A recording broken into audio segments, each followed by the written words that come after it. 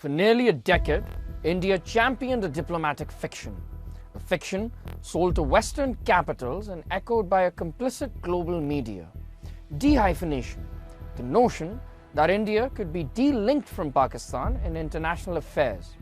New Delhi was to be the rising power, while Islamabad remained a regional footnote. But that illusion collapsed in May 2025, and not with rhetoric, but with reality. The chain reaction began on April 22nd with the Pahalgam attack. The attribution of that incident remains contested, but within minutes, India blamed Pakistan and seized the moment to escalate. What followed was Operation Sindoor, launched on May 7th, a multi-domain offense designed to showcase Indian dominance through drone strikes, cyber attacks, and psychological pressure. But the illusion of control shattered.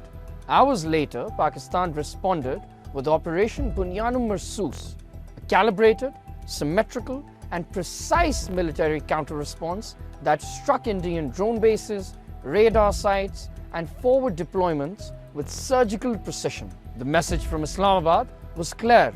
India may start the fire, but Pakistan will dictate how it ends. India's dehyphenation narrative was never rooted in strategic logic.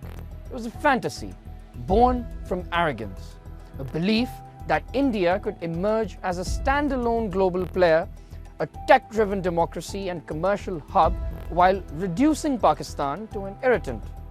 Indian diplomats spoke of outgrowing Pakistan. Analysts in Delhi repeated the line, "Why compare to a country 1/8 our size?" But history isn't made by GDP alone. It's shaped by capability and credibility. And in that equation, Pakistan remains indispensable. The May 2025 events forced a rehyphenation not by perception, but by strategic consequence. Western capitals, which once echoed India's irrelevance narrative, were forced to recalibrate. The EU called for equal engagement with both South Asian nuclear powers.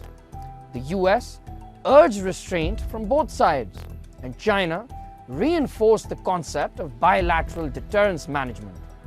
Islamabad's status was no longer subordinate, it was again on par. From a strategic lens, Pakistan's resurgence was no accident.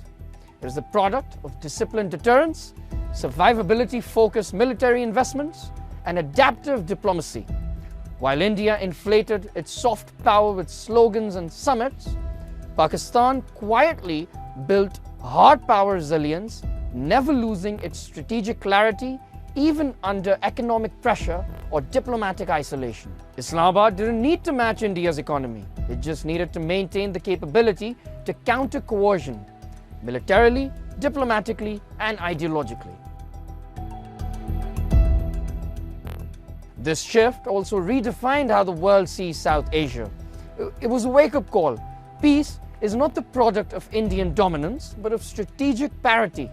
And Pakistan is not a peripheral actor, it is a foundational pillar in the region's future. India's attempts to decouple from Pakistan have only brought the two back to the same table, through force, not choice. Whether it's Kashmir, nuclear signaling, or regional crisis response, the region demands balance, not monopoly.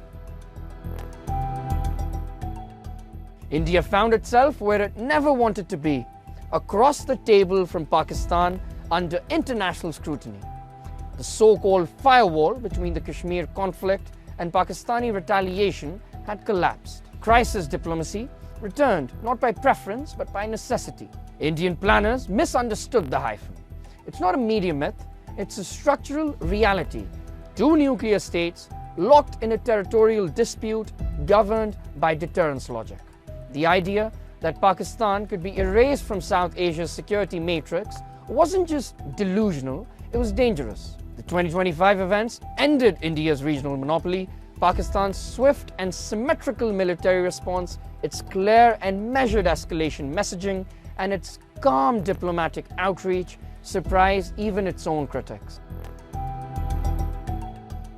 The US, EU, Gulf powers, Russia all acknowledged that Pakistan could no longer be sidelined, not because of sentiment, but because of necessity. Even more striking was Pakistan's diplomatic traction. Unlike the past, where Islamabad struggled to articulate its case, this time it engaged the world with clarity, calmness, and coherence. While India unleashed jingoistic media campaigns, Pakistan stayed focused on responsibility and proportionality. Pakistan flipped the script, transforming from the alleged provocateur to the anchor of regional stability. Pakistan did not re-enter the strategic conversation because India allowed it. It did so because the region demanded it. The hyphen is back, and this time it's indelible. Stay tuned for more updates.